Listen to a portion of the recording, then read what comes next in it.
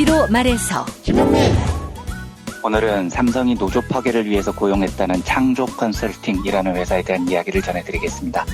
이완배 기자의 경제의 속살. 오늘은 박천홍이 쓴 매혹의 질주, 근대의 횡단 소개해드리겠습니다. 정선태 교수의 오늘을 읽는 책. 네, 오늘은 끝없이 계속되는 국회 대치 어떻게 될 것인지에 대해 말씀드리겠습니다. 김성애 보좌관의 답정너. 네, 오늘은 방송법 개정안을 둘러싼 논란에 대해서 말씀드리겠습니다. 정상근 기자의 오늘 미디어. 김용민 브리핑. 잠시 후 시작합니다.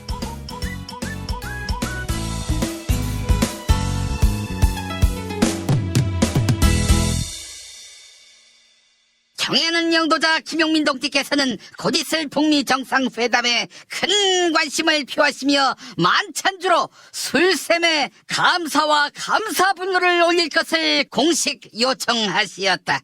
김용민 동지께서는 첨가물 없이 우리 쌀과 누룩으로만 빚은 감사와 토종 효모를 추구한 감사분노야말로 조선인민의 전통을 담아낸 귀한 술이라 말씀하시며 북미 정상회담 같은 귀한 자리에 귀한 술을 멀리서 가져가서 멀다고 하면 안 되겠구나 라고 말씀하시었다.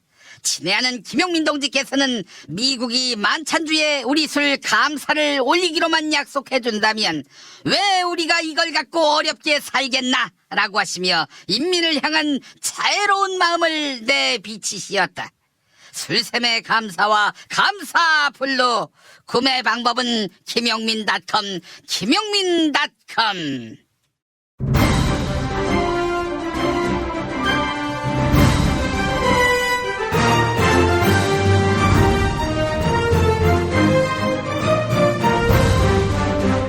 김용민 브리핑.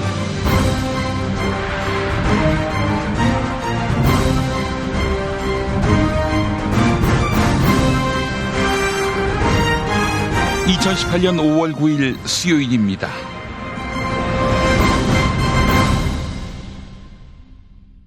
단식 그만하시고 마음을 잘 추스려 가지고 대한민국을 위해서 좀 노력을 해주시길 바랍니다. 자유한국당을 위한 당이지 대한민국을 위한 당이 아닙니다. 안 그렇게 생각하십니까? 김성태 자유한국당 원내대표를 폭행한 김모 씨. 남북 정상회담을 정치쇼라고 한 홍준표 대표 발언에 화가 나 범행을 계획했다고 밝혔습니다. 정당 방위 외에 정당화될 수 있는 물리적 폭행은 없다.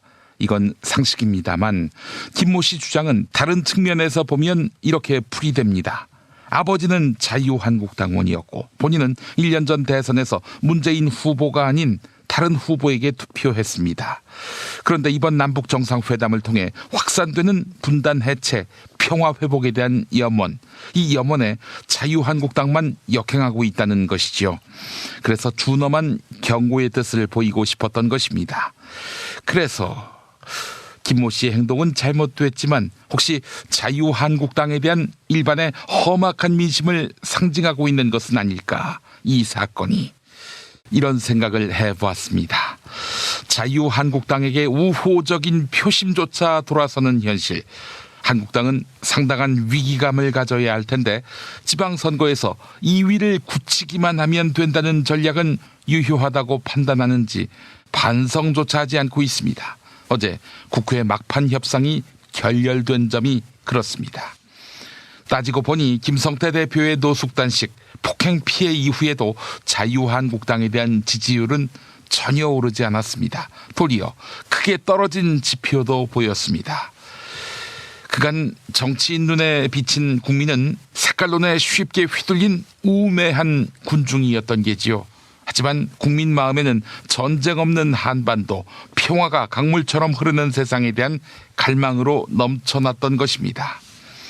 지방선거가 지나고 깨달으면 좋겠지만 그럼에도 불구하고 냉전으로 먹고 살아온 자유한국당이 그 구습을 버리지 않는다면 그때는 국회 해산을 요구하는 국민의 목소리가 불붙게 될 것입니다. 요컨대 이 강산에서 분단을 축출하자, 이게 민심입니다. 자유한국당의 맹성을 바랍니다. 광고 듣고 뉴스 간장으로 이어가겠습니다. 미궁 장사랑에서 가정의 달을 맞아 더 줄게 이벤트를 진행합니다. 부모님, 부부, 아이, 친구, 연인 등 감사한 분들에게 다양한 선물을 그냥 막 더더더 드립니다. 행복한 5월 내 몸 사랑은 장사랑으로 챙기시고 가족 사랑은 더 줄게 이벤트로 공짜로 챙겨주세요. 가정의 달 더 줄게 이벤트 5월 18일까지 장사랑닷컴에서 확인하세요. 검색창에 미궁 장사랑. 스페이드 퀴즈입니다. 돌잔치, 채순잔치, 가게 홍보, 체육대회, 창사기념일. 정답! 기념품! 문제를 끝까지 들으셔야죠. 이럴 때 사용하는 판촉물이나 기념품, 답례품, 단체 선물 등을 취급하는 전문업체로서 국민을 위해 제대로 일하는 언론과 정당에 후원을 하는 판촉물 전문업체는 어디일까요? 정답! 네피알! 네? 어디라고요? 네피알! 정답입니다. 판촉물이나 단체 선물이 필요할 때 이왕이면 우리 편 회사 네피알을 찾아주세요. 인터넷 검색창에 네피알을 치시거나 032-519-4800으로 전화주시면 친절하게 상담해드립니다. 그런데 상품은 뭔가요? 네피알에 가서 고르세요. 3만 가지가 넘는 물품이 있어요. 오늘 녹음 끝나고 한 잔? 술 끊는다며. 새해가 되면 술 끊겠다는 결심들 많이 하시는데요. 네. 쓸데없는 짓 하지 마시고요. 네, 술 친구미 있잖아요. 아니 다들 술자리만 있으면 오라고 난리잖아. 술친금 들고 가야지. 술친금을 그렇게 퍼주니까 부르지. 술친금이 있어야 술자리가 오래 간단 말이야. 내 친구들이 전부 다 술친금 인정했어. 오빠도 한 잔 콜? 그렇다면 가지야. 네이버에 술친금을 검색하세요. 멀쩡합니다. 진짜.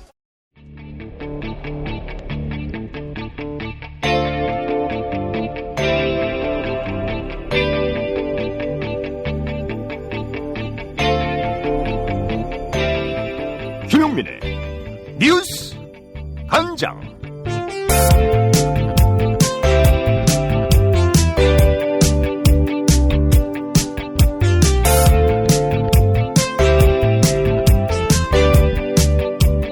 안철수 바른미래당 서울시장 후보는 2년 전 총선에서 녹색 돌풍을 일으키며 호남 지역 대승을 이끌었는데요. 그런 안철수 후보가 지금 호남에서 외면받고 있습니다. 그 이유에 대해 손학규 바른미래당 선거대책위원장은 국민의당과 바른정당의 통합 과정에서 호남을 소외시켰기 때문이다. 이런 분석을 내놓았는데요. TBS 라디오 김어준의 뉴스공장에 출연한 손학규 바른미래당 선거대책위원장과 진행자 김어준 딴지일보 총수의 대담 들어보시겠습니다. 안철수 후보는 왜 그러면 호남에 민심을 잃었을까요? 지금 거기서 지지율이 안 나오거든요. 저는 바른미래당도 안철수 그렇고. 대표의 아주 치명적인 잘못이 이번 통합 과정에서 호남을 결과적으로 소외시킨 데 있다 이렇게 보고, 그래서 제가 통합 과정에 같이 참여를 하지 않고 했었던 거죠. 제가 미국에서 왔을 때 안철수 대표한테 만약에 그냥 이 상태대로 바른정당하고 통합을 한다면 국민의당이 그러면은 그 호남 국회의원들 어떻게 할 거냐 그랬더니 한 두세 명밖에 안 나갈 겁니다. 그렇게까지 얘기를 하더라고요. 안일하게 사안을 판단했다. 그렇죠. 근데 저는 호남에서 제가 강진에서 2년을 살고 호남 민심을 조금 안다고 생각하는 사람인데 와서 국회의원들 만나봤더니 전혀 그렇지가 않아요. 소위 중도적인 사람들도 아이고 호남 민심이 안 그래서 견딜 수가 없다. 그러더니 거의 다 나갔죠. 호남의 민심 입장에서는 안철수 전 대표가 호남의 마음을 얻어서 지금의 정치적 위상을 얻었는데, 근데 이제 호남만으로는 대권을 가져올 수 없을 것 같으니까 호남을 버리고 중원으로 나가서 보수 정계 개편 때 적자가 되려고 저런 거 아니냐. 호남을 버린 거다 배신자. 이런 프레임. 호남 민심은 안철수에 대한 섭섭함이 아주 크고 합니다만. 그러나 이제 앞으로 지방선거가 끝나고 총선이 다가오면은 달라진다 그 얘기고 왜 그거를 달라지죠? 그걸 제가 만들어 간다 이런 이야기입니다. 알겠습니다. 예. 안철수 대표가 인심은 이런 건 사실인데 호남에서 지금 그 대표님이 돌아온 이상 호남의 사랑을 받아서 저 손학규 그 개인의 문제가 아니고 그렇게 판을 만들 것이다. 지난 일요일 도널드 트럼프 미국 대통령은 조선과의 정상회담 장소와 시간이 모두 정해졌다. 이렇게 말한 바 있습니다. 하지만 아직 구체적인 일정이 공개되지 않고 있어서 조선과 미국의 사전 조율이 난항을 겪고 있는 것 아닌가 하는 관측이 나오고 있는데요. 더불어민주당 이석현 의원은 극적인 효과를 노리는 트럼프 대통령의 전략이다. 이렇게 이야기합니다. YTN 라디오 이동형의 뉴스 정면 승부에 출연한 이석현 더불어민주당 의원과 진행자 이동형 앵커의 일문일답 들어보시죠. 그런데 이제 트럼프가 이번에는 그 역할을 바꾼 거 아닌가. 왜냐하면 주변에 존 볼턴이나 폼페이오 등등의 강성 인사를 배치한 것 자체가 이렇게 초장에 그분들을 중심으로 해서 북한에 대해서 힘으로 밀어붙일 듯한 유세를 보이고 또 미국 국력을 또 과시하고 그러면서 마지막에 나중에 가서는 트럼프가 결국은 뭐 한 가지를 양보하면서 이 협상을 완성시키는 그야말로 노벨 평화상감이 되는 그런 굿캅을 자기가 하고 싶은 거죠. 전에 틸러슨과 역할을 분담했던 것과 반대로 배드캅을 측근들이 하고 지금 그런 상황이 있을 수 있다고 보기 때문에 미국 내에서 이런저런 얘기가 나오는 것 자체가 트럼프의 큰 전략일 수 있다. 그럼 트럼프가 마지막에 극적인 카드를 쓸 수도 있겠네요. 그렇다고 저는 기대를 하고 있습니다. 네. 그럼 의원님께서는 일단 북미회담 전망은 밝게 보시는 거죠? 네, 저는 밝게 보고 있습니다. 예. 하나 생각나는 게 있는데 그 당시에 11월에 갔을 때 미 하원의 군사위원회 조 윌슨이라고는 그 군사위원장이 있어요. 그 사람이 이런 말을 해요. 대선 때 안 봤냐? 저기는 트럼프는 계속 중동, 아랍 쪽에 대해서 공격적인 발언을 했지 않느냐. 그러나 대통령 되고 나니까 어떻게 되냐. 이 중동에는 15 아랍 나라들하고 지금 정상적으로 관계를 맺고 지내고 있다. 이게 전부 트럼프 대통령의 그런 전술 개념으로 이걸 봐야 된다. 이런 얘기를 하는데 지금도 북한과의 북미 정상회담 앞두고 그런 측면이 상당히 있다고 저는 생각하고 있어요. 예. 빠르면 5월이라는 얘기도 있고, 5월은 불가능하다. 북미 회담 시기가. 그런 얘기도 있어요. 어떻게 보십니까? 저는 6월 초쯤 하지 않을까 이렇게 보죠. 왜냐하면 5월 22일에 또 우리가 한미 정상회담도 있죠. 예. 네, 아마 그런 과정들을 볼 때 6월 초에 왜 캐나다에서 빅7인가 회의 있죠. 그 전이나 후에 하지 않을까 이런 생각도 듭니다. 그 판문점이 또 장소는 유력하게 이야기 나오다가 다시 싱가포르 쪽으로 방향을 틀었다 이런 얘기도 나오던데요. 들리는 말로는 이제 그 측근들은 판문점보다는 싱가포르를 선호한다고 그래요. 그런데 트럼프는 극적인 것을 좋아하는 사람이잖아요. 그래서 원래 트럼프가 판문점을 선호한 건 왜 그렇겠습니까? 그야말로 최전방의 대치선, 북한과의 대치선상에서 어떤 회담을 가지는 것이 좀 미국과 세계에 좀 더 극적인 효과를 주리라 이렇게 기대했을 거거든요. 그런데, 그래서 이제 미국 선거에 미치는 영향도 그게 효과가 크다고 봤을 건데, 측근들이 전부는 아니겠지만 대다수가 싱가포르를 권하고 있다고 그래요. 그건 왜냐하면, 거기 싱가포르 가보니까 북한 대사관도 있더군요.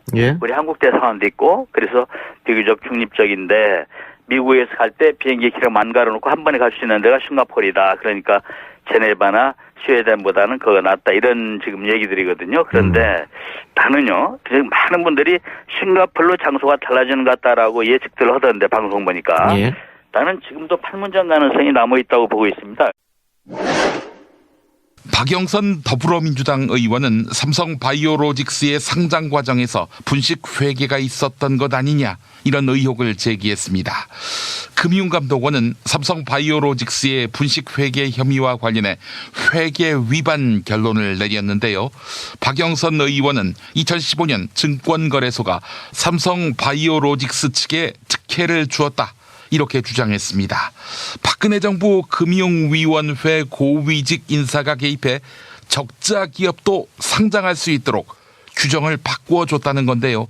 CBS 라디오 시사자키 정관용입니다에 출연한 박영선 더불어민주당 의원과 진행자 정관용 한림국제대학원 대학교 교수의 대담 들어보시죠.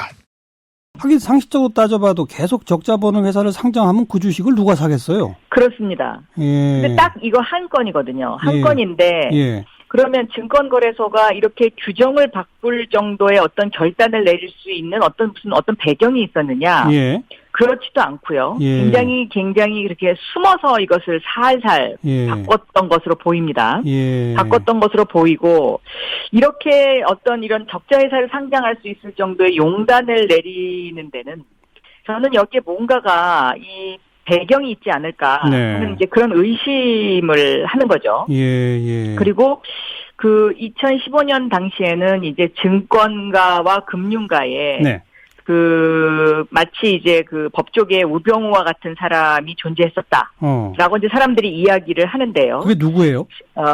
제가 뭐 그분 성함까지는 얘기하기는 지금은 왜냐하면 이게 아직 확실하게 제가 밝혀진 것이 아니기 때문에 그렇지만 이분이 나중에 또 이런 어떤 2015년도에 이분이 있었던 자리를 보면 증권거래소의 규정을 바꿀 수 있는데 영향력을 행사할 수 있는 그런 자리에 있었더라고요. 어느 자리였는지도 말씀 못하세요? 아니 뭐 그거는 할 수는 있는데요. 예. 금융위원회에 있었습니다. 그러니까 금융위원회가 그 이런 어떤 것들을 다 관장을 하지 물론이죠. 않습니까? 네. 금융위원회 어느 직책이었습니까? 뭐 그러면 이제 누구지 다 아니까요. 네. 금융위원회 고위직. 네, 금융위원회 고위직입니다. 고위직이고 당시에 금융가의 우병우다라고 이제 불리던 분인데 저는 그 금감원이 단순하게 이런 어떤 삼성 바이오로직스의 분식회계 부분만 들여다볼 것이 아니라 여기까지 봐야 된다. 네, 이 상장 과정에서 2015년도에 증권거래소는 무슨 이유로 적자 기업을 상장할 수 있도록 규정을 고쳐줬으며, 그렇죠. 그 규정이 고쳐진 다음에 이런 분식회계가 있었고요. 그리고 2016년에 상장을 했기 때문에 이 과정을 좀 분명하게 볼 필요가 있다라고 저는 생각하고 있습니다. 아직 거기에 대한 뭐 조사 같은 건 전혀 이루어진 바가 없죠? 상장 과정에 전혀 대해서. 이루어진 바도 없고요. 진실은 반드시 밝혀진다고. 무엇이 진실입니까? 대통령이라고 하는 지위를 진실을 밝히지 않는 데에 역이용해서. 김보영 아나운서가 함께합니다. 아프니까 팩트다. 안녕하세요. 아프니까 팩트다. 김보영입니다. 조선 이탈 주민단체인 자유북한운동연합은 지난 토요일 조선을 향해 전단을 살펴하려 했습니다. 하지만 경찰과 지역시민단체의 제지로 행동에 옮기지는 못했습니다. 이 과정에서 별다른 충돌은 빚어지지 않았지만 자유북한운동연합 관계자는 앞으로도 전단 살포 활동을 계속할 것이다. 이렇게 이야기했는데요. 이에 따라 조선을 향한 전단 살포는 표현의 자유다. 이렇게 옹호한 홍준표 자유한국당 대표의 발언이 다시 도마 위에 올랐습니다. 지난달 30일에 있었던 홍준표 대표의 기자회견 일부 들어보시죠. 대북 전단 살포는 표현의 자유라는 법원의 판결까지 나온 대한민국의 헌법적 가치에 해당되는 사안인데 무슨 근거로 이를 막겠다는 것인지 이해하기가 어렵습니다. 자유한국당은 홍준표 대표가 언급한 법원의 판결은 경향신문의 기사를 참고했다고 설명했습니다. 2015년 6월 22일에 보도된 경향신문 기사에 따르면 남북 접경지역 주민들은 자유북한운동연합 측이 전단을 살포하지 못하게 해달라 이렇게 법원에 가처분 신청을 했는데요. 당시 법원은 가처분 신청을 기각하며 전단 살포는 헌법상 표현의 자유를 보호해야 하는 영역 안에 있다고 볼 여지가 크다고 명시했습니다. 이에 접경지역 주민들이 항고했지만 법원은 역시 기각했는데요. 아시아경제는 조선을 향한 전단 살포를 막을 근거가 없는 것은 아니다라고 설명합니다. 조선 이탈 주민 출신의 한 선교사는 국가가 전단 살포를 막는 바람에 정신적 고통을 받았다고 밝히며 국가를 상대로 손해배상 청구 소송을 제기했는데요. 법원은 1심과 2심은 물론 대법원에서도 원고 패소 판결을 내렸습니다. 당시 재판부는 대북 전단 첨단 살포를 막는 정부의 행위가 적법하다고 판단했습니다. 국가와 국민의 안전을 보장하기 위한 조치라는 건데요. 헌법에서도 제21조 1항은 표현의 자유를 담고 있지만 사항에서는 타인의 명예나 권리 또는 공중도덕이나 사회윤리를 침해하여서는 아니 된다고 규정하고 있습니다. 조선을 향한 전단살포가 표현의 자유라는 법원 판결이 나온 것은 일부 맞지만 이를 제재할 근거가 없다는 식의 발언은 사실과 다른 겁니다. 지금까지 아프니까 팩트다였습니다. 오빠 머리숱이 엄청 풍성해졌는데? 그래? 혹시 퍼프 면적이 커서 빠르고 파워풀하게 머리를 풍성하게 만들어준다던 헤이브로 헤어 파워 쿠션을 써서 그런가? 뭐라고? 아니, 압도적 코팅 원료로 두피를 보호하면서도 머릿속을 꼼꼼하게 채워주고 남자의 자신감도 같이 채워준다는 헤이브로 헤어 파워 쿠션을 썼거든. 응? 헤이브로? 남자의 자신감 1분 안에 채우자. 헤이브로 헤어 파워 쿠션. 포털에서 헤이브로를 검색하세요. 헤이브로. 충남 금산의 넓은 인삼밭. 정성농장을 일군 농부아버지 이정열 씨. 자연은 노력한 만큼 내어준다. 그 자연의 마음을 알기에 정성농장을 더불어 일구는 아들 이성규 씨도 아버지에게 배운 것처럼 정직하고 또 성실하게. 정성농장 홍삼은 인삼 재배부터 가공 판매까지 모두 책임지고 있습니다. 그래서 대한민국 1등 품질을 자부합니다. 검색창에 정성농장 홍삼을 검색해주세요. 정성농장 홍삼. 전화문의는 010-9754-6972. 다이어트는 결국 먹는 게 문제다! 문제긴 하지. 매끼 식단 챙기기도 번거롭고 빼도 금세 다시 찌고. 아직도 몰라? 비타샵 다이어트를 해봐. 안 그래도 궁금했는데 어떻게 뺀 거야? 몇 개월 한 거야? 몸에는 안 나빠? 물어 뭐래. 비타샵 가봐. 같이 해. 1522-6648 혹은 비타샵을 검색해주세요. 도보다리 정상회담 시간에 새싹당 콩차를 한 잔씩 드셨다면 얼마나 좋았을까. 평양냉면 후식으로 새싹당 콩차를 먹었으면 얼마나 좋았을까. 대한민국 평화를 응원합니다. 개가 짖어도 열차는 달리듯 살아생전 열차 타고 유럽여행 한번 다녀오고 싶습니다. 그렇게 좋은 시절 올 때까지 건강해야 합니다. 그때까지 함께 합시다. 시원하게 드시면 더욱 좋은 내 몸의 적폐청산 새싹당 콩차. 전창걸몰닷컴 전화문의 070-8635-1288.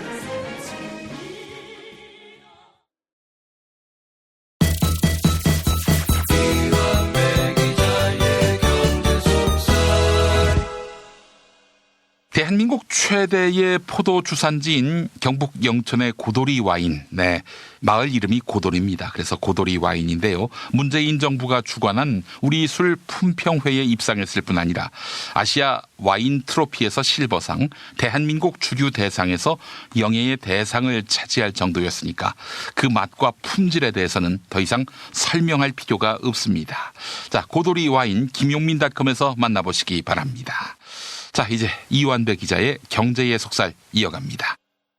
민중의 소리 이완배 기자 만나겠습니다. 이완배 기자님. 네, 안녕하십니까. 예.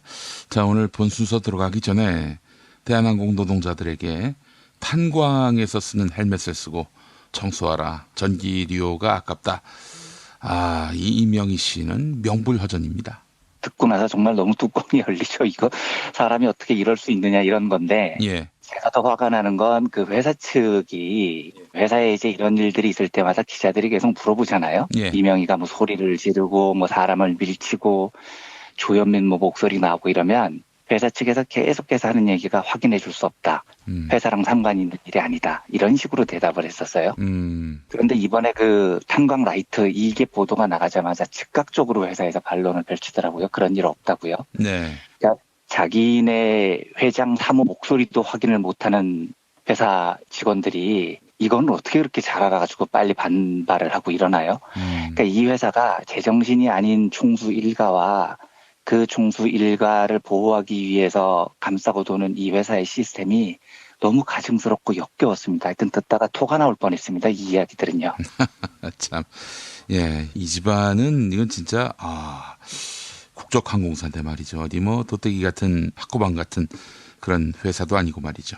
우리 노동자들의 바람이라고 하는 것이 뭐 그냥 마음에 안 드는 사장님 바꿔주세요. 이 차원이 아니라는 것을 우리 국민들이 똑똑히 알아야 할 것 같습니다. 그렇습니다. 대한항공에 대해서 사우스웨스트만큼 잘해달라고 부탁하는 거 아닙니다. 네. 예, 그냥 좀 정상적인 회사로 만들어 달라는 거니까요. 네. 계속해서 함께 대한항공 노동자들과 싸워나가면서 조씨 일가들을 정말로 몰아내야 되겠다는 확신이 계속 들고 있습니다. 예, 그렇습니다. 이 노동자들을 괴롭혀야 회사 경영이 용이하다. 이런 공식은 뭐 불문율 같은 것 같아요. 한국의 그 나쁜 재벌들 사이에선 말이죠. 네, 진짜 그렇게 생각을 하는 것 같아요. 그래서 오늘도 이제 삼성그룹의 노조 파괴 공작에 대한 후속 소식들을 전해드리려고 하는데 이것도 마찬가지인 겁니다. 뭐 노동자가 모이고 이러는 건 회사 경영에 무지하게 안 좋은 일이다라는 전제 조건을 가지고 반헌법적 행위를 삼성이 지금까지 서슴지 않았던 거죠. 예. 제가 지난번에 그 염호석 최종범 두 열사의 이야기를 전해드리면서 삼성전자 서비스와 삼성그룹이 자행한 노조 파괴 공작이라는 게 얼마나 악랄하고 반헌법적인 범죄인지를 말씀드렸었는데요. 그 이후에 여러 후속 보도들이 있었습니다. 김용민 PD님께서도 계속해서 브리핑에서 비중 있게 다뤄주시던데요. 하여튼 좀 들을 때마다 이것도 분이 치밀었습니다. 예를 들면 이런 거죠. 다 저희 브리핑에서 소개가 됐습니다만 2014년 염호석 열사가 돌아가셨고 삼성이 경찰을 총동원해서 시신을 빼돌리는 천인공노할 만행을 저질렀는데 노조 와해를 주도했던 삼성전자 서비스 총괄 TF라는 곳이 있습니다. 예. 그런데 이 총괄 TF가 염호석 열사가 돌아가신 걸 실적으로 보고를 했다는 뉴스가 있었죠. 예. 그러니까 열사가 돌아가시니까 노조원 한 명 줄었다. 야, 이거 우리 실적이다. 이 지랄을 했다는 겁니다. 근데 이런 자들을 인간이라고 부를 수 있겠습니까? 버러지 같은 새끼들인 거죠. 예.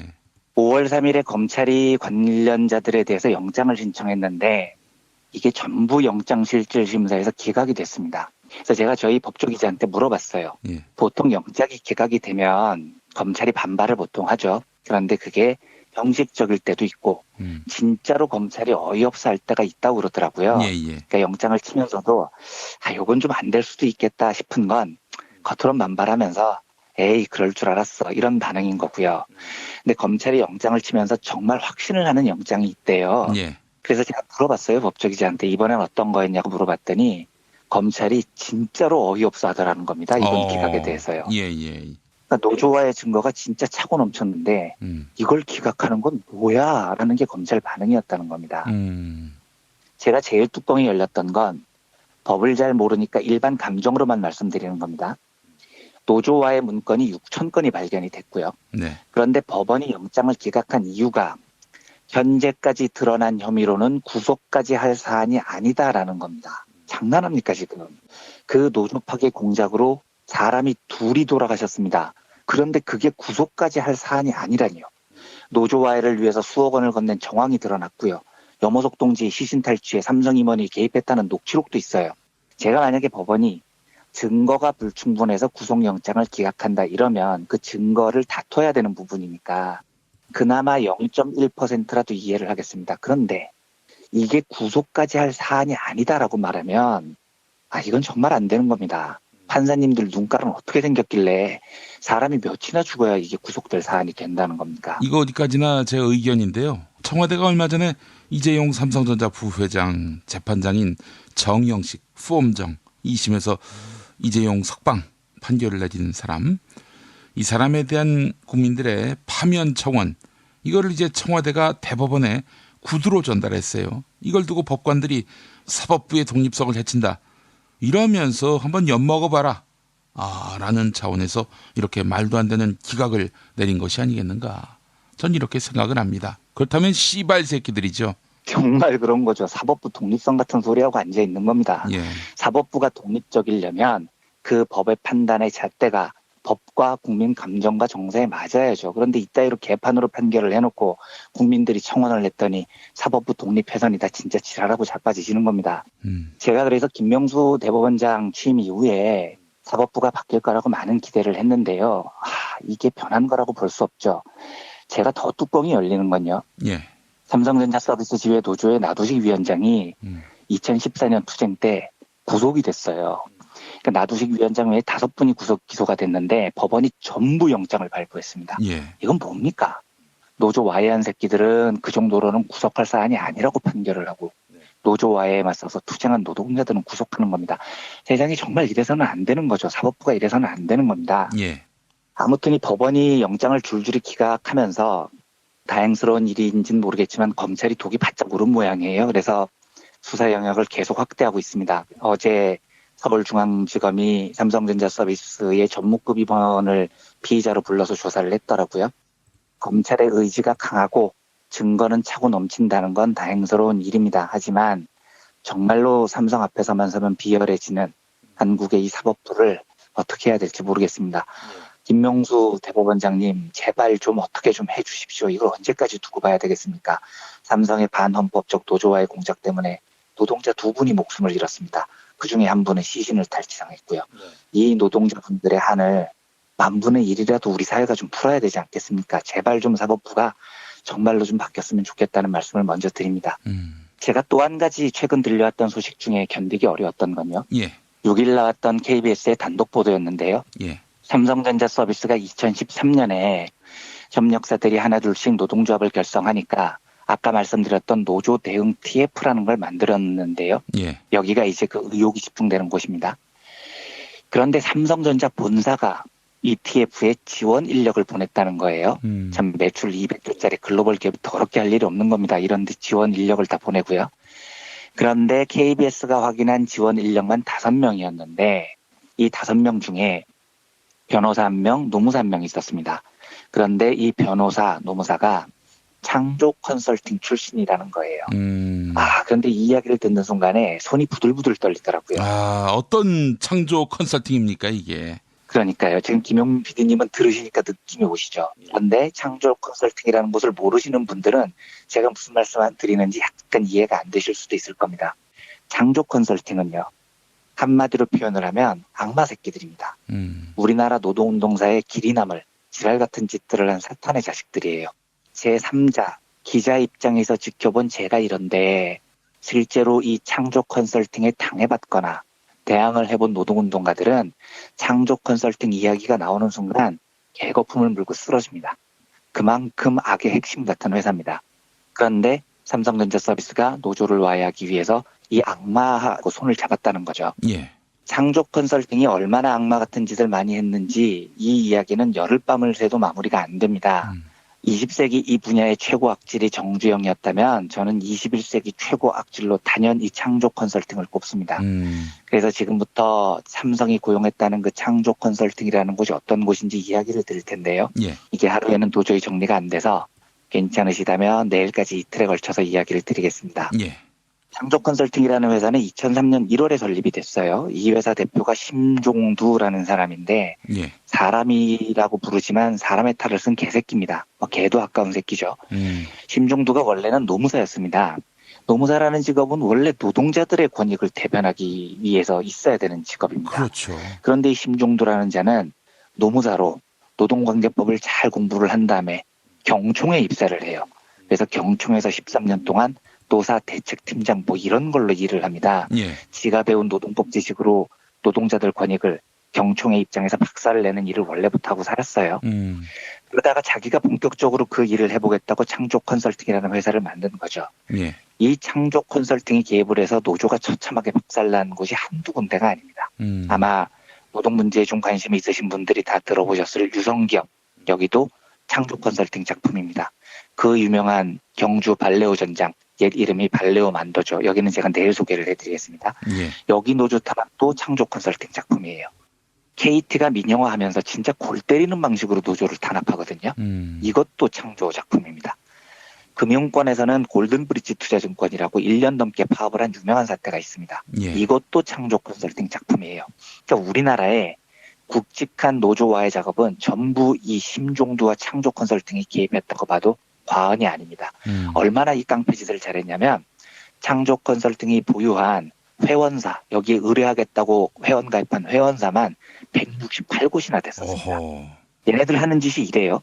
회사 측이 창조 컨설팅에 이렇게 자문을 의뢰하면 얘네들은 제일 먼저 업무를 외주화하세요. 뭐 이런 식으로 조언을 해요. 그러면 이제 갑자기 회사 일이 전부 외주화가 되잖아요. 노동자들이 할 일이 없어진 겁니다. 그 노조가 멍쪄가지고 어쩔 수 없이 투쟁을 시작하죠. 그런데 이걸 노리는 겁니다. 일부러 노조가 투쟁을 하게 만들어요. 그 다음에 노조가 투쟁을 시작하면 즉시 직장을 폐쇄해버립니다.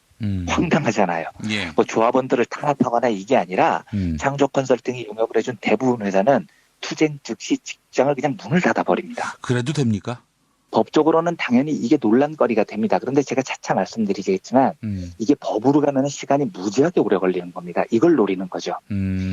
갑자기 일자리를 잃은 노동자들이 회사로 진입을 시도를 하잖아요. 예. 그러면 이걸 틈타서 사유재산 침해니 뭐니 오만 이유를 들어서 노조 간부를 징계하고 해고합니다. 그리고 고소고발을 남발하죠. 예. 대부분 노조가 여기에 걸리잖아요. 예. 수억 원씩 손해배상을 맞아도 꼼짝을 못하는 겁니다.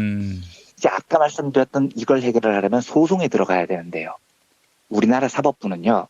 노조가 무슨 소송을 하잖아요. 3심까지 가는데 10년 가까이 걸려요. 1심이 끝나고 항소를 해도 또 몇 년이 흘러요. 이걸 노조원들이 못 견딥니다. 왜냐하면 먹고 살 길이 없거든요. 10년을 어떻게 견디겠습니까?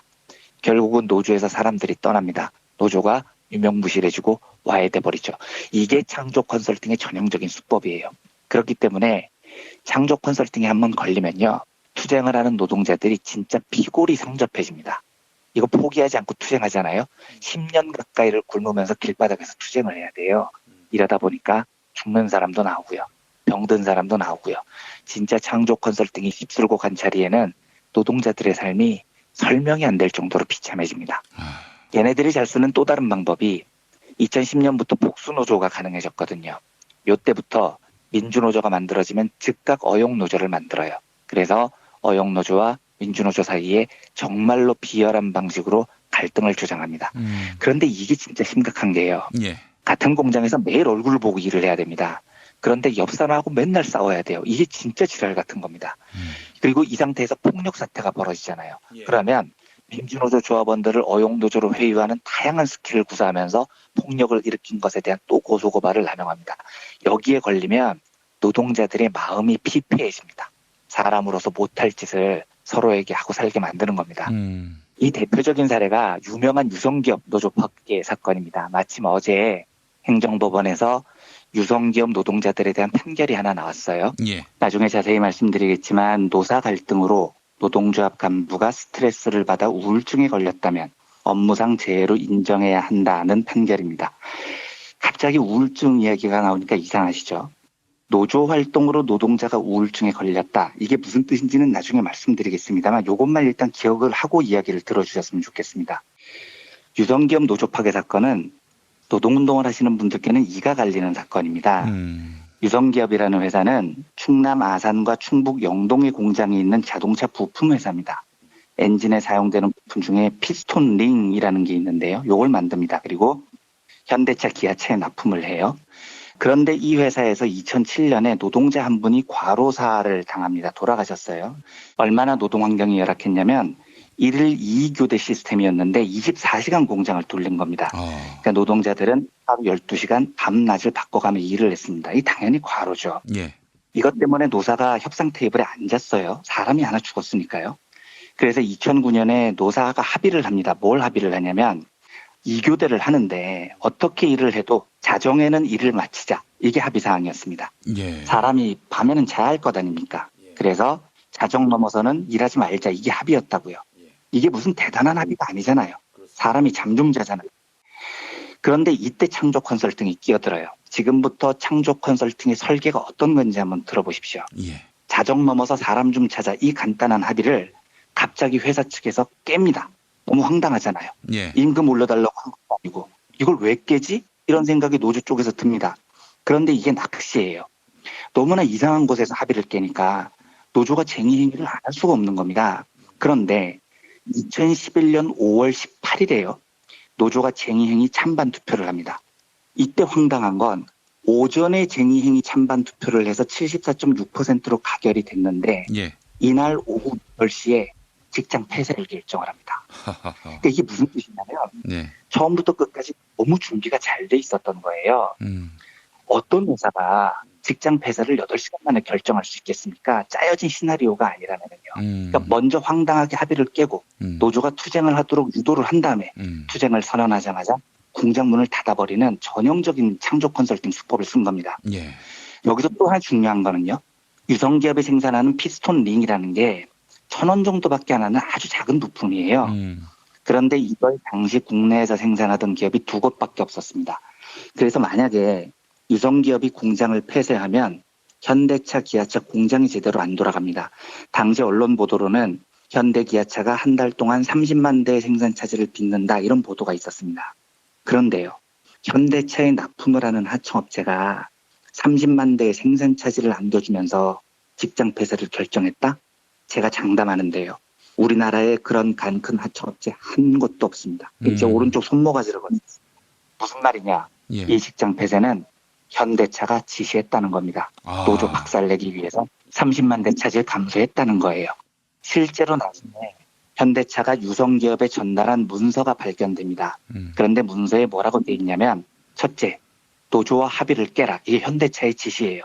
둘째, 창조 컨설팅을 통해서 노조를 파괴하라. 이런 지시가 적혀 있었습니다. 이 말은 조금 전 벌어졌던 이 사건의 설계자가 창조 컨설팅이고 그걸 지시한 자들은 현대차와 정몽구였다는 겁니다. 그런데 이제 노조로서는 어쩔 수가 없습니다. 한번 걸려들잖아요. 끝나는 겁니다. 직장이 갑자기 폐쇄됐는데요. 어떻게 하겠습니까? 파업해야죠. 파업에 돌입하는 수밖에 없습니다. 이것도 그런데 이미 창조 컨설팅이 예상한 시나리오였겠죠.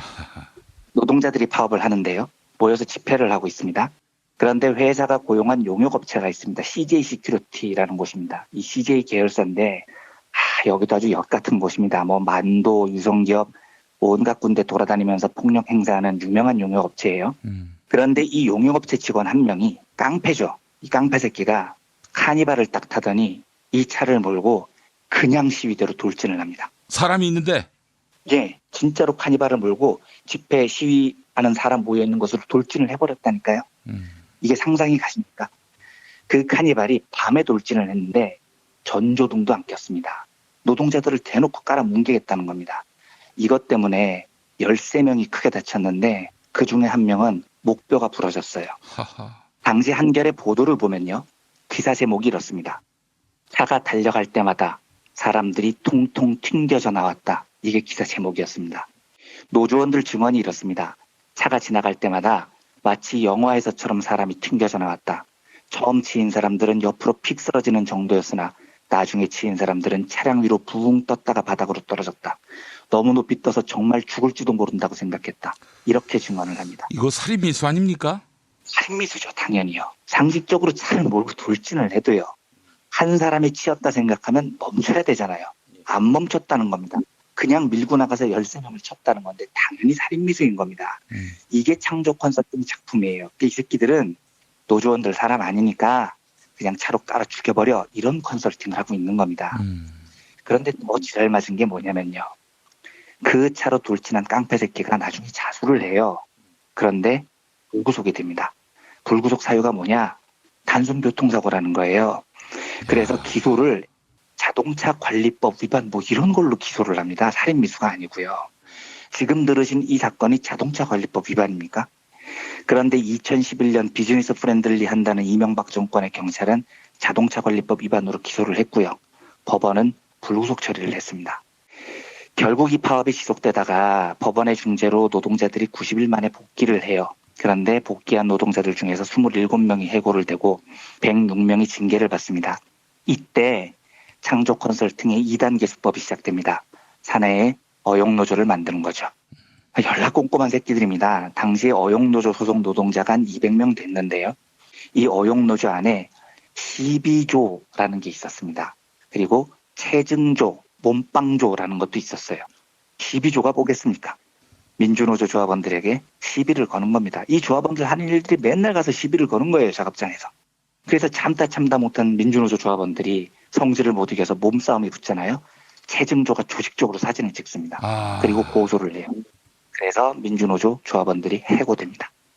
당시 어용노조를 동원해서 유성기업이 민주노조 소속 조합원들에게 건 소송이 1,300건이 넘었습니다. 노동자 500명짜리 회사에서요. 소송이 1,300건이 말이 됩니까? 이걸 현대차와 창조 컨설팅이 설계를 한 겁니다. 제가 아까 행정법원에서 유성기업 노동자들의 우울증은 업무상재해다 뭐 이런 판결이 났다고 말씀드렸죠. 이게 무슨 말이냐면요. 지금까지 제가 전해드린 이 사건을 사람이 겪으면 정상적인 정신 상태를 유지를 할 수가 없습니다. 당연하죠. 이건 사람이 사는 곳이 아니라 지옥이에요. 실제로 2015년에 충남 노동인권센터가 유성기업 노조원들 268명을 정신상태를 조사를 해본 적이 있습니다. 그런데 조사된 268명 중에 우울증 고위험군이 43.3%였습니다. 노동자 절반이 우울증 고위험군이었다고요. 더 심한 거, 폭행에 의한 외상 후 스트레스 고위험군, 이건 절반이 넘는 53.6%였습니다. 노동자들이 회사 나가면서 얼마나 두들겨 맞았는지 외상 후 스트레스 증후군이 절반 이상이었다는 거예요. 그리고요, 결국은 이 정신적인 스트레스를 견디지 못하고 2016년 3월 이 회사에서 20년 가까이 일했던 한강호 노동자가 목을 매서 스스로 목숨을 끊습니다. 한강호 동지는 민주노조 활동이 굉장히 적극적이셨던 분이셨고 이것 때문에 사측으로부터 해고 다음으로 높은 징계인 정직을 3개월을 2번이나 받았습니다. 그리고 사측에서 걸린 5만 소송에 다 걸려 있었고요. 검찰, 경찰 조사를 너무 많이 받았습니다. 그러니까 스트레스가 얼마나 많았겠습니까? 네. 실제로 이 한강호 동지가 스트레스 고위험군으로 분류됐던 분이셨고요. 그런데 이분이 돌아가시면서 유서를 안 남기셨어요. 동료들이 어떻게 이야기를 하냐면 주변에 피해를 주기 싫어서 유서도 안 남긴 것 같다. 이렇게 답을 하더라고요. 그러니까 창조 컨설팅이 만들었던 창조했던 유성기업은 그야말로 지옥이었습니다. 시간이 많이 돼서 창조 컨설팅에 관한 이야기는 일부러 이 정도로 적겠습니다. 그리고 내일 창조 컨설팅이 벌인 몇 가지 만행을 더 소개해드린 뒤에 삼성이 이 창조 컨설팅을 사용했다는 게 어떤 의미인지 다시 한번 정리해드리는 시간을 내일 가져보도록 하겠습니다. 치가 떨리네요, 진짜. 이게 우리가 사는 대한민국이었다니 하는 그런 생각도 들고 말이죠. 이게 불과 7년 전이었다고요. 네. 근데 그 심종득인가? 그 인간은 지금 잘 살고 있어요? 요즘 비트코인 거래소 회사 같은 거 하나 차리고 여전히 잘 살고 있습니다. 황당하죠. 돌아버리겠습니다, 정말로요. 예, 알겠습니다. 내일도 계속 이야기 이어가도록 하겠습니다. 이완배 기자님 수고하셨습니다. 네, 감사합니다. 부모님의 생신 또는 기념일에 아주 특별한 선물을 준비하고 계십니까? 부모님의 소중한 일생을 되돌아볼 수 있는 기억의 책을 선물해보세요. 부모님의 어린 시절부터 젊은 시절 그리고 노년에 이르기까지 그 누구보다 치열하게 살아온 삶의 여정을 한눈에 모아볼 수 있도록 최고 100장까지 들어가는 사진첩과 더불어 기자들이 직접 인터뷰를 통해 작성하는 생애사까지 더해져 오직 부모님만을 주인공으로 하는 세상에 다시 없을 고품격 기억의 책을 10년 노하우로 특별 제작해드립니다. 200페이지 분량 12권에 2부까지 함께 드리는 구성으로 440만 원에 모십니다. 한평생 가족을 위해, 자녀를 위해 헌신해 오신 부모님. 아주 오래 기억에 남을 뜻깊은 선물. 지금 신청해 보시죠. 평범한 사람들의 아주 특별한 기록. 기억의 책 만민보. 문의전화 1877-1419 1877-1419 민중의 소리.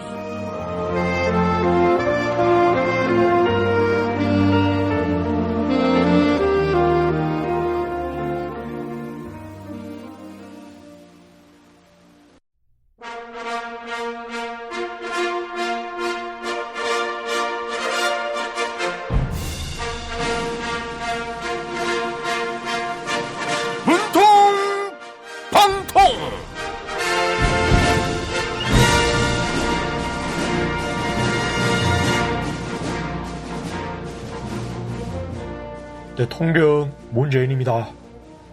취임 1주년을 앞두고 국정 지지율이 80%를 넘어섰습니다. 감사합니다. 그런데 지방선거 국면에서 존재감이 점점 사라지고 있는 분이 있어요. 안철수 바른미래당 서울시장 후보가 보내온 편지 읽어볼게요. 문재인 대통령님, 안철수입니다. 제 지지율이 낮다고 무시하지 마십시오. 제 지지율은 무려 13%로 바른미래당 지지율 6%의 2배를 뛰어넘었습니다. 본격적인 선거는 다음 주부터 서서히 시작될 겁니다. 앞으로 지방선거가 인물 경쟁 구도로 간다면 제가 가장 가능성이 높은 후보라는 것이 증명될 겁니다. 하하하, 안철수 후보님, 출근길 유세를 계획했다가 안철수 후보님이 지각을 하는 바람에 취소가 됐다지요. 금메달보다 은메달이 값지다고 하셨잖아요. 은메달이라도 따려면 부지런히 열심히 뛰어야 합니다. 네? 자택에서 차량으로 이동했는데 교통체증을 예상하지 못했다고요? 안철수 후보님이 서울시장이 된다면 교통체증을 해결하겠다고요? 아이고, 약속 시간도 못 지키면서 무슨 서울시장이에요? 포스코에서 사회이사를 맡았을 때는 미국 유학을 가더라도 꼬박꼬박 한국에 돌아와 이사회의에 참석했다면서요. 안철수 후보가 포스코 경영진을 위한 거수기 역할을 했다는 의혹이 있어요. 네? 포스코의 부적절한 경영에 대해서 단호하게 반대 의사를 표시했다고요. 2006년 당시 연말 이웃돕기 성금을 출연한다고 해서 결연히 반대 의사를 표명했다고요. 아이고, 잘하셨습니다. 안철수 후보님이 복지 정책에 대해 어떤 의견을 갖고 있는지 서울 시민들도 잘 알 것 같습니다. 이런 분의 지지율이 13%라니 국민들의 생각은 참 다양한 것 같습니다. 항상 겸손하게 국민들의 목소리에 귀 기울이겠습니다. 저는 내일 다시 찾아오겠습니다. 생활인을 위한 꿀팁. 집 두 채에 월 10,000원 화재보험 카페. 화재 배상, 심지어 도난 피해까지. 여기에 더해 가전제품 고장 수리비까지. 연중 무휴라 언제든 02-849-9730. 아이고, 무릎이야. 무릎펜 몰라? 무릎펜? 무릎펜이라고. 이번에 새로 나온 무릎 관절 보호대야. 네이버에서 무릎펜을 검색해봐. 상담은 010-2255-4489. 최 과장을 찾아주세요. 지방선거 후보자님, 잘 들으세요. 선거는 뿌리오와 함께. 선거 문자 1위는 뿌리오. 선거 문자 12년 연속 1위. 1위 당선 1위 문자 뿌리오. 차장님, 아직도 받은 명함 일일이 휴대폰에 저장하세요? 스마트폰으로 찍기만 하면 바로 입력해주는 리멤버가 있잖아요. 대한민국 대기업 임원 2명 중 1명이 사용하는 국민명함 앱 리멤버. 지금 바로 다운받으세요. 야, 근데 홍어가 진짜 그렇게 몸에 좋아? 아이, 끝내준다니까. 근데 비싸지? 열라 싸고 열라 맛있는 홍어가 있다니까. 어디? 알싸한 홍어. 네이버 검색창에 알싸한 홍어를 검색하시고 1599-6456 전화 주문도 가능합니다. 허리가 아파요. 아랫배가 나와요. 골반이 바로 서야 건강도 아름다움도 바로 섭니다. 바디로직을 입으세요. 토크밴드의 입체적인 탄력이 틀어진 골반을 바로잡습니다. 간편하고 확실한 골반 교정 타이즈 바디로직.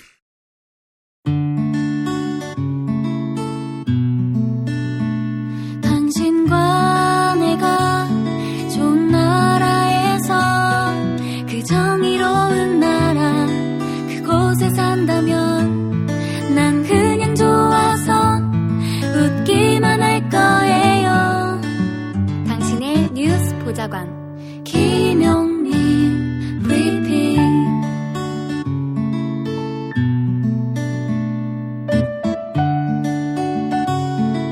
대한민국 뉴스 브리핑의 선두주자 김용민 브리핑. 계속해서 김보영 아나운서가 오늘의 날씨를 전해드립니다. 날씨를 전해드리겠습니다. 오늘도 대체로 맑은 날씨가 이어집니다. 아침 예상 기온 서울 10도, 대전 9도, 광주 11도, 대구 9도입니다. 낮 기온 서울 21도, 춘천 20도, 전주 22도, 부산 18도로 예상됩니다. 미세먼지 농도는 전국에서 보통 또는 좋음 단계를 나타낼 전망입니다. 여기는 대한민국 브리핑 1번지 김용민 브리핑입니다.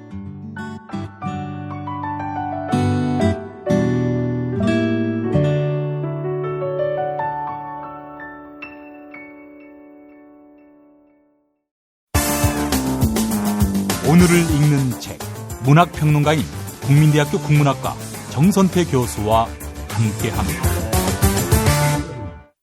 국민대학교 한국어문학부 국어국문전공 정선태 교수님 함께하겠습니다. 교수님. 네, 안녕하세요. 예, 자 오늘 어떤 작품 소개해 주시겠습니까? 네, 철도와 기차 두 번째 시간입니다. 예. 오늘은 박촌홍이 쓴 매혹의 질주 근대의 횡단 함께 하겠습니다. 아, 증기 기관차가 막 달리는 그런 사진이 표지죠? 네, 그 표지가 선명한 책입니다. 철도로 돌아본 근대 풍경이라는 부제가 달려 있는데요. 예. 한국 철도에 대한 좋은 책들이 많이 있는데 제가 보기에는 이 책이 단연 압도적으로 매력적인 것 같습니다. 철덕들이 반드시 읽어야 할 책이네요, 그러니까. 네, 그렇습니다. 이 책은 한국 근대 철도사와 함께 풍속사, 그리고 사상사, 그리고 저항사까지 아우르고 있습니다. 예. 박촌홍 선생은 역사학을 전공하고 자유기구가, 자유저술가 활동을 하고 있는데요. 좋은 책들을 참 많이 썼습니다. 예. 이건 기차를 하나의 테마로 해서 한국 근현대사의 풍경을 밀도 있게 그리고 있는 책입니다. 예.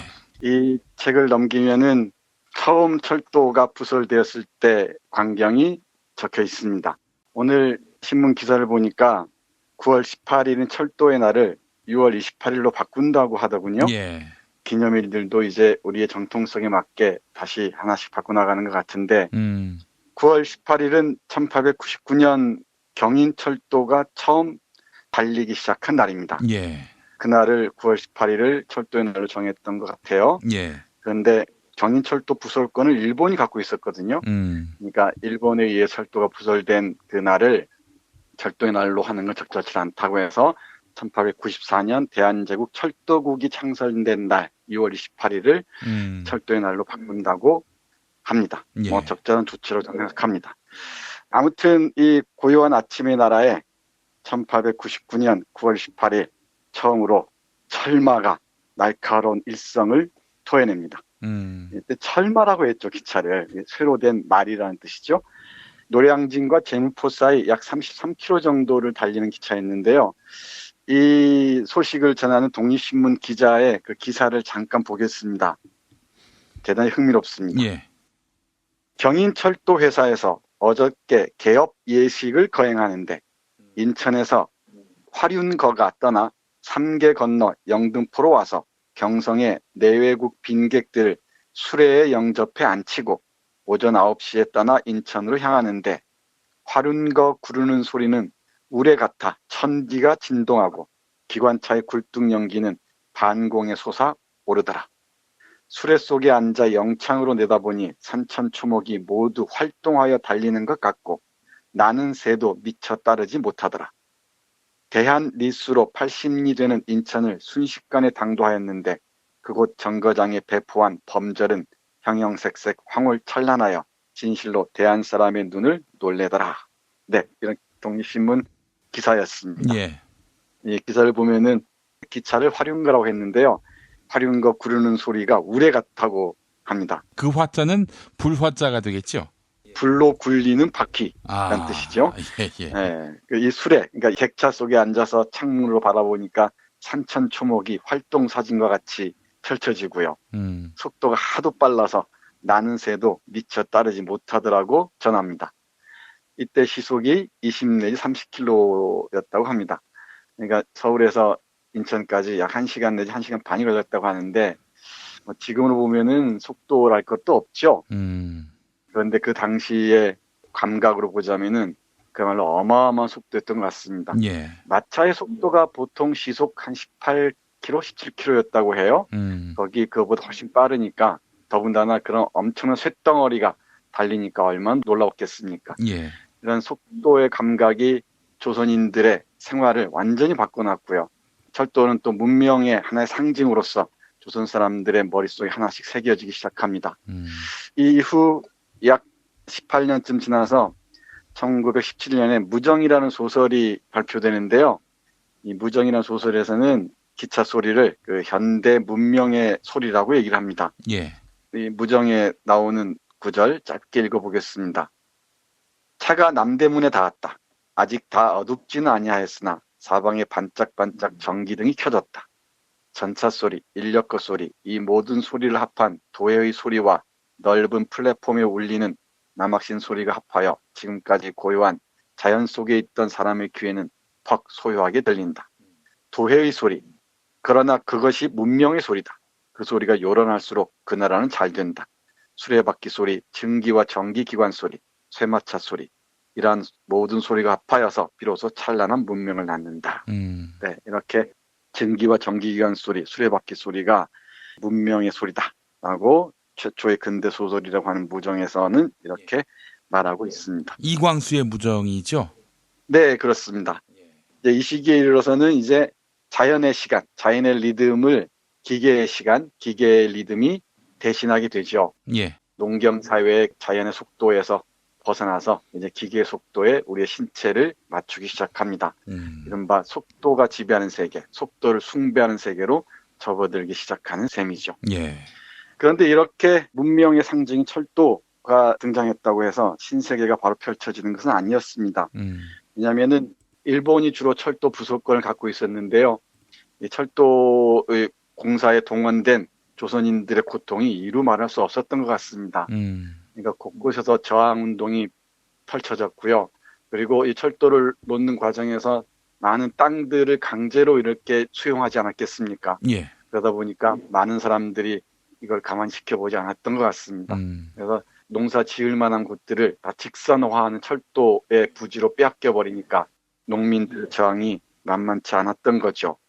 더군다나 이 당시 철도 사고가 워낙 많아서 속도 감각이 없다 보니까 사고가 유독 많았던 것 같아요. 그러니까 이 철도를 파괴하고 또는 철도의 연선에서 진행을 방해하는 그런 움직임들이 있었던 것 같습니다. 그런데 일찍이 1906년 활빈당이라는 농민 조직이 활동하고 있었다고 하는데요. 이 조직은 반침략, 반봉건 투쟁을 전개하면서 철도를 통한 이권 침탈의 폐해를 인식하고 여기에 대대적으로 저항을 했다고 합니다. 그 구절 잠깐 보면 이렇습니다. 우리나라 안에 철도 부설권을 타국에 허용했었다고 들었다. 4천여 년이나 대대로 전래되어 온 우리나라 땅에서 타국에 부설권을 허용한다면 만약 강한 각국이 우리나라 땅을 요청할 때 그것을 양해하게 되는 것이다. 도로는 인체에서 혈맥과 같은 것으로 혈맥이 없을 때는 살 욕심도 낼 수 없는 것이다.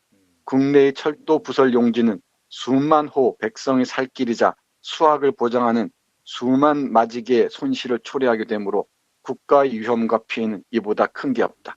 그렇기 때문에 철도 부설을 허락하지 말아야 한다. 네, 이렇게 얘기를 합니다. 그런 목소리도 있었군요. 네, 맞습니다. 상당히 이런 목소리가 컸던 것 같습니다. 네, 철도를 우리가 자연스럽게 받아들이지만은 처음 경인철도, 경부철도가 부설될 때는 이런 그 민중적 저항도 만만치 않았던 것 같습니다. 그 경부고속도로 만들 때에 야당이 반대했는데 박정희의 뚝심으로 밀어붙였다.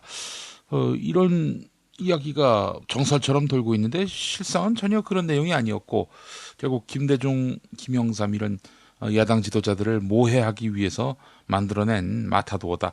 이런 얘기들도 사실 많이 들었었는데 혹시 그 당시에 그런 비슷한 일이 있었던 것은 아닌지 모르겠어요. 결국 일제가 검은 발톱을 감추기 위해서 이런 신문물 들어오는 거를 반대하는 나쁜 놈들이 있다.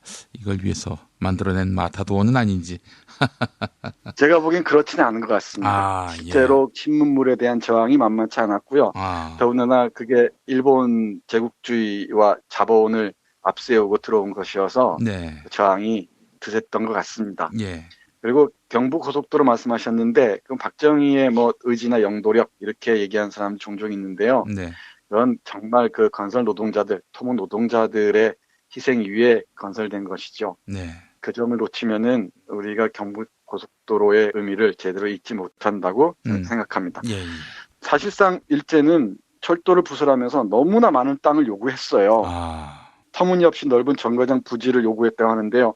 예를 들면 남대문만 해도 11만 평, 영등포 6만 평, 부산의 초량 16만 평 등 어마어마한 철도 부지 또는 이 역사 부지를 요구했다고 합니다. 예. 그러다 보니까 철도 연선을 따라 사는 주민들의 조직적 저항이 뭐 거셌던 것도 이상한 일은 아니죠. 예. 그러다 보니까 철도를 지키기 위해서 일본 병사들이 주둔했겠죠. 일본 경찰과 군인들이. 예. 그러다 보니까 여기에 맞대결하는 또 의병들도 생겨나고 그랬다고 합니다. 예. 또 이 기차나 철도 관련해서 흥미로운 게 앞에서 잠깐 말씀드렸습니다마는 문명과 속도의 강박증이 우리의 신체에 새겨지기 시작한다고 합니다. 예. 그러니까 이 속도가 빨라지면서 기계의 시간에 우리의 신체를 맞추기 시작하는 것이죠. 그러니까 기차는 이질적이고 고유한 시간들을 획일적인 하나의 통일체로 묶어버립니다. 예. 그러다 보니까 기차는 누구도 어길 수가 없다 그러죠. 알렌이라는 사람이 말한 걸 보면은 열차는 기족이라 할지라도 시간이 늦은 사람은 기다리지 않는다. 양반의 하인이 요청을 해도 늑장을 부리지 않는다라고 했던 것처럼 예. 기차의 리듬에 모든 우리 삶의 리듬을 맞춰야 했던 겁니다. 예. 이게 하나 일종의 강박증이 돼서 우리 삶 전체가 기차 시간 또는 시간표에 맞춰지게 되는 거죠. 아, 그 알렌이란 사람은 미국 공사고 그 선교사입니까? 네, 맞습니다. 그 사람이 조선에 대한 여러 가지 기록을 남기는데요. 예. 그 기록에서 예. 했던 얘기입니다. 제중원을 설립하기도 했고 이 양반이 이제 입국했을 때 한국에 들어왔을 때 그때를 한국 개신교의 기원이라고 또 이렇게 한국의 보수 교회는 규정하고 있습니다. 네, 그렇게 얘기하기도 하죠. 근데 이 알렌과 관련해서 또 다른 기회에 말씀드려야 할 것 같은데 짧게 언급하자면 예. 선교 사업 중에서 가장 중요한 게 의료 선교와 교육 선교잖아요. 예. 알렌이 주로 의료 선교를 담당했던 것 같습니다. 초기에는. 예. 앞에서 제중원을 설립했다고 말씀하셨잖아요.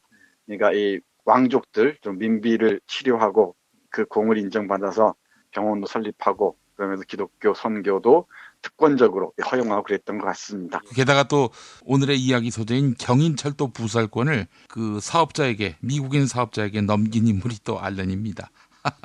네, 맞습니다. 또 그러다 아직도 일본으로 다시 넘겼죠. 그렇습니다. 예. 그래서 이 철도가 등장하면서 시간 엄수가 하나의 진앙으로 자리잡기 시작하고요. 우리 애청자 여러분들 많이 좋아하시겠지만 아사다 지로라는 사람의 단편 소설 철도원이라는 작품이 있습니다. 예. 영화로도 만들어졌는데 여기 보면은 정확한 기차의 도착과 출발을 알리기 위해서 딸 아이의 죽음마저도 아랑곳하지 않죠.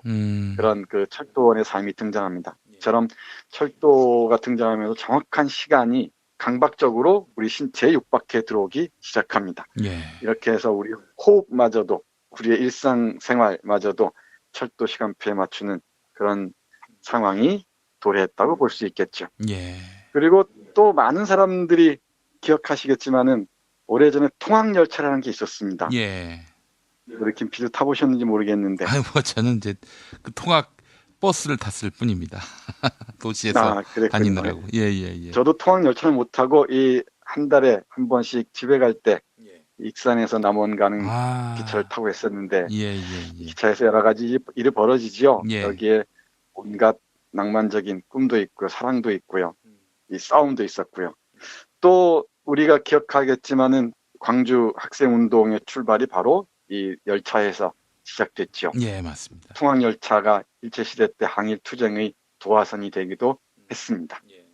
근데 29년 10월 30일 나주에서 광주로 향하는 통학열차 안에서 광주중앙에 다니던 일본 학생들이 같은 구간의 조선 여학생을 자꾸만 괴롭히니까 조선인과 일본인 사이에 싸움이 벌어졌고요. 이게 급기야 광주 학생운동으로 번졌던 거죠.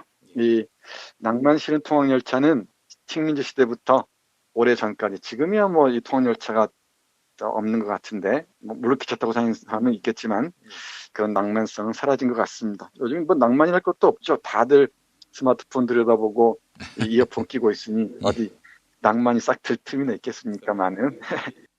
저 읽다 보면은 그 포항열차 관련된 이야기도 쏠쏠하게 읽을 수 있습니다.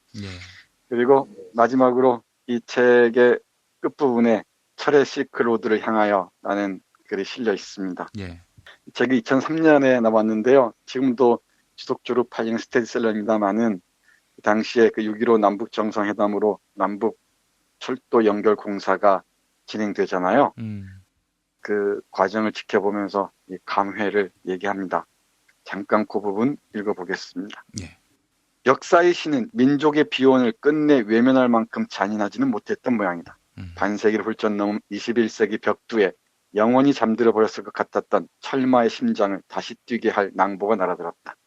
2000년 6월 15일 남북 정상회담으로 남북이 국토의 끊긴 허리를 잇자는 데 합의했다. 그해 9월 18일 경의선과 동해선 철도 연결 공사 기공식이 열렸다. 동토의 땅 비무장지대에 울리는 삽과 망치 소리는 분단의 슬픔을 묻어버릴 만큼 우렁찼다.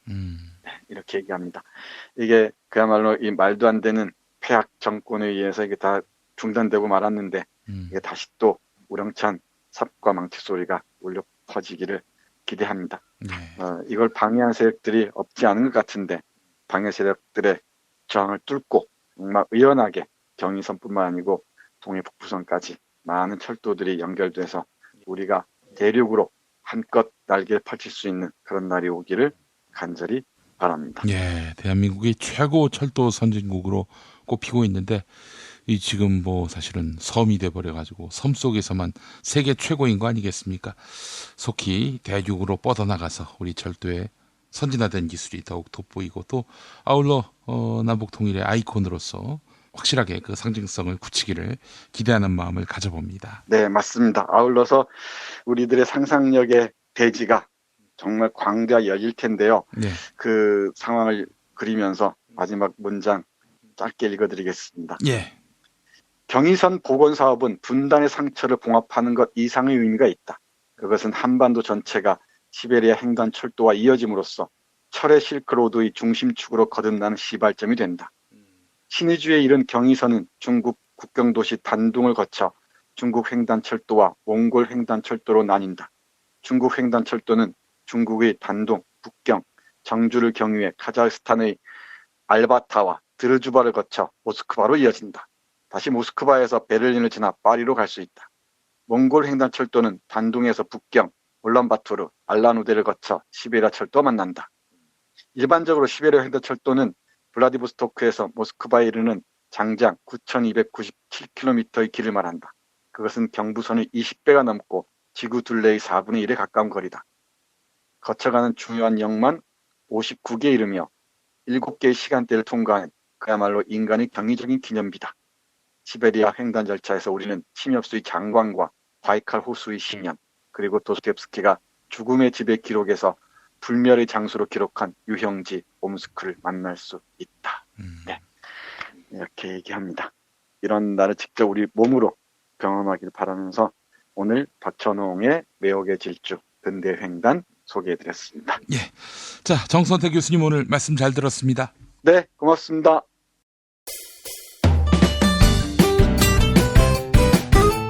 뉴스포렌메리로 계속됩니다. 김용민 트위터 계정에서는 매일 설문조사가 진행되고 있습니다. 더불어민주당 소속 홍익표 의원과 전재수 의원이 20대 국회 해산과 조기 총선을 요구했습니다. 국회 파행이 계속되자 현직 국회의원의 불출마를 전제로 조기 총선을 치르자고 주장한 겁니다. 홍익표 의원은 이번에도 국회가 정상화되지 못하면 국민들이 국회 해산을 위해 다시 촛불을 들어야 할 것 같다. 이렇게 주장했습니다. 또한 전재수 의원은 조기 총선이 국민들에게 대한 최소한의 도리다라고 강조했는데요. 이에 국회 해산과 조기 총선에 대한 시민들의 의견 여쭙습니다. 오늘 새벽 1시까지 모두 4,052분이 설문조사에 참여해 주셨습니다. 97% 거의 모든 시민들은 홍익표 의원과 전재수 의원의 주장에 동의한다. 즉 국회 해산 후 조기 총선을 치러야 한다고 응답해 주셨습니다. 조기 총선에 반대한다는 의견은 3% 10%에 머물렀네요. 트위터를 통해 김용민 브리핑에 참여하실 수 있습니다. 땅 살리는 타자님, 여당 의원들은 살신성인의 정신으로 자신들의 자리를 내놓아 나라를 살리기 바랍니다. 유병무님, 일 안 나는 국회는 해산하고 새로운 사람으로 다시 뽑아야 합니다. 설문조사에 참여해주신 여러분께 감사의 말씀을 전합니다.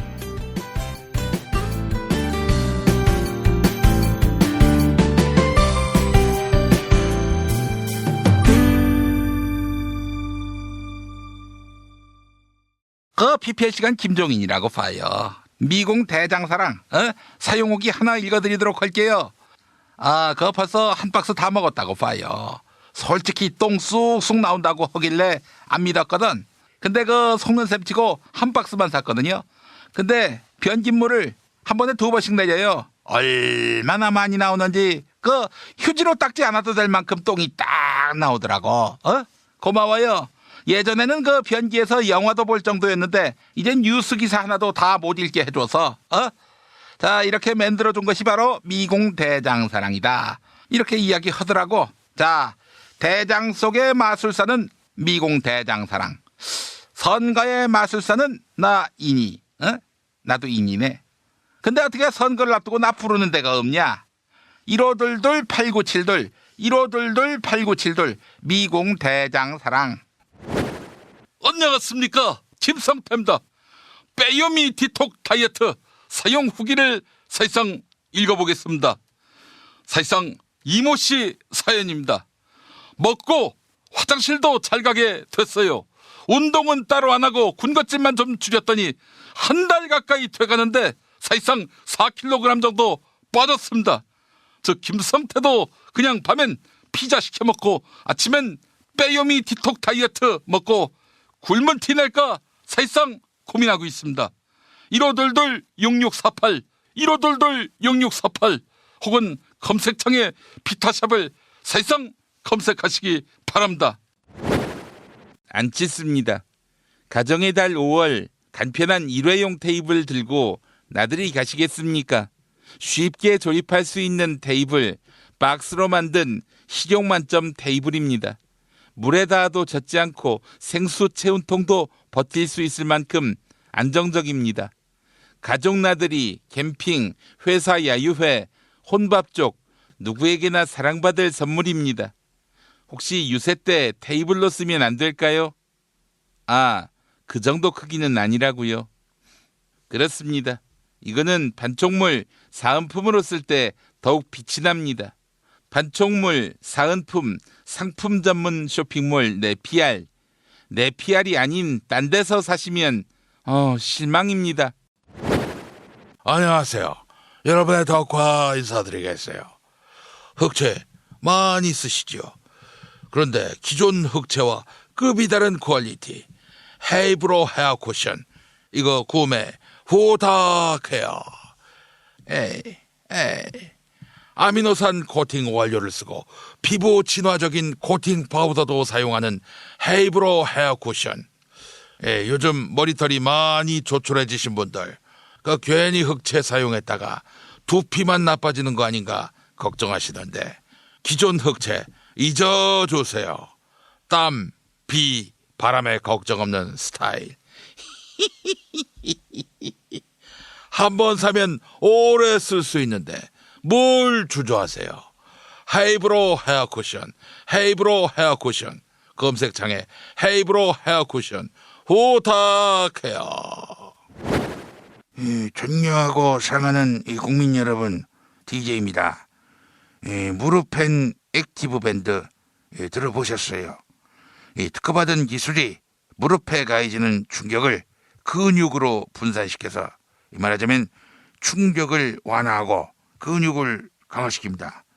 5월 한 달간 홈페이지에서 공기청정기 경품 이벤트를 진행하는데 검색창에 무릎펜 또는 010-2255-4489 010-2255-4489 최과장을 찾아주시기 바랍니다. 이 평화를 해치는 세력들 이제 그 무릎을 꿇을 때가 됐어요. 무릎이 아파서 꿇지 못하면 무릎펜 액티밴드 술친금 후기 김모 씨가 쓴 게 있는데 읽어볼게요. 술친금 무료 체험받고 며칠 뒤 술자리가 있어서 술 마시기 30분 전에 한 포 먹었어요. 혹시나 하는 마음으로 대패 삼겹살을 안주 삼아서 소주 3병, 그렇게 삼겹살과 소주 마시고 밥은 먹지 않고 바로 2차로 직행, 바에서 스미노프 반병 정도 마시고 집으로 갔어요. 다음날 6시쯤 기상했는데 이게 웬일이야? 평소에 있어야 할 숙취가 완전히 사라진 거예요. 재용아, 폭식투쟁 때 술 마신 사람들한테 이거 나눠줘야지. 술친금. 포털에서 술친금. 탄핵 때문에 뭐 이야기를 전달을 하려고 해도 길을 막고 듣질 않아요. 패족 수준으로 쪼그라든 한국 보수. 회생의 길은 과연 있을까? 변화된 정치 환경, 갈 길 잃은 보수에게 새로운 희망을 제시한다. 애국보수의 화려한 부활과 집권을 위한 본격 가이드, 김용민의 신간, 보수를 지켜라. 진중권도 투표하는 보수 정당, 광주에서도 일당이 될 수 있는 보수 정당, 젊은이들의 입당이 줄을 잇는 보수 정당. 언제까지 민주당 정의당을 부러워만 할 것인가? 부러우면 진다니까? 자유한국당 당원 김용민이 쓴 보수를 지켜라. 이김에서 나왔습니다.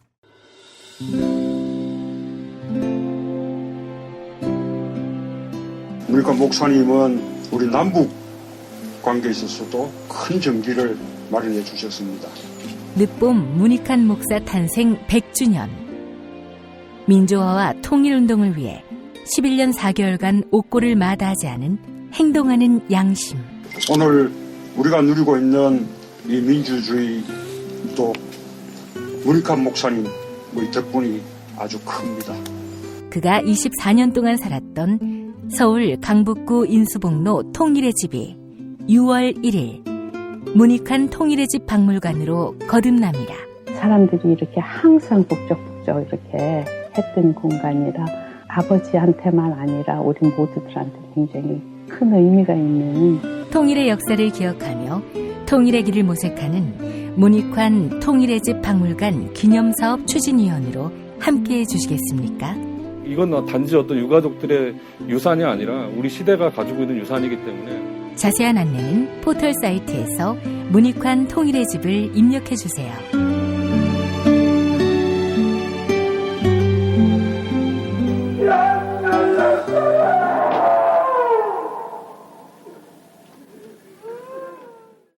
도올 김용옥 선생의 마가복음 강해로 여러분을 초대합니다. 이 마가복음이라는 게 대단히 중요합니다. 왜냐하면 복음서의 원형이기 때문에. 원형. 매주 일요일 아침 11시 서울 서대문구 충정로 20, 서울 지하철 충정로역 9번 출구 앞에 있는 벙커원에서 도울과 만나세요. 율법을 믿으시겠다고? 신약이 율법의 완성이라고? 얼어빠질 그따위 기독교 내 입 앞에서 제발 입도 뻥끗 터지지 말아요. 그런 소리는. 벙커원 교회 일요일 예배를 겸하는 이 자리.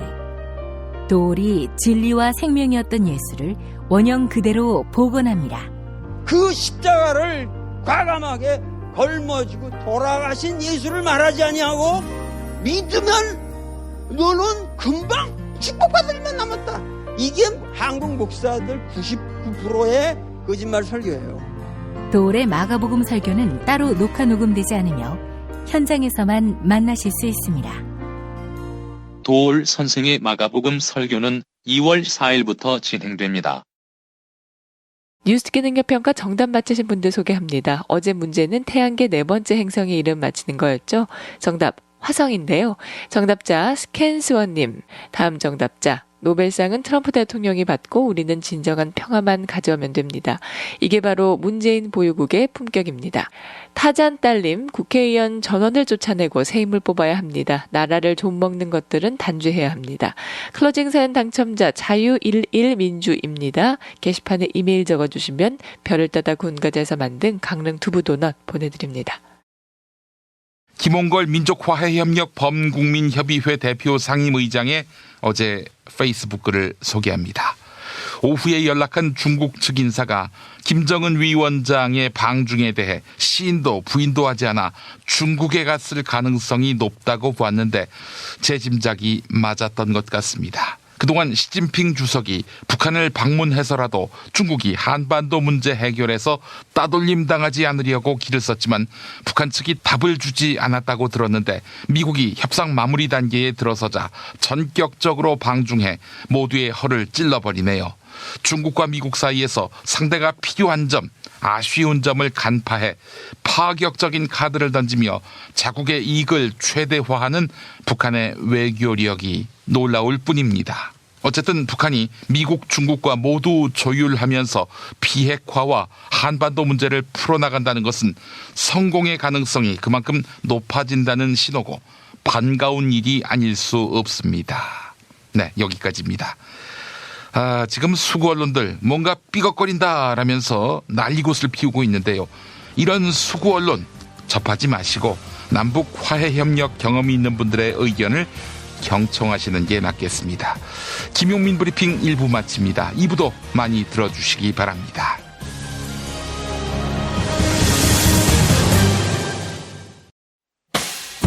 김용민 브리핑과 함께한 시간 어떠셨어요? 다음 시간에도 보다 바르고 알차며 즐거운 정보로 여러분을 찾아가겠습니다. 팟캐스트 포털 팟빵에서 다운로드하기, 구독하기, 별점 주기, 댓글 달기로 응원해주세요. 잊지 마세요. 다운로드하기, 구독하기, 별점 주기, 댓글 달기.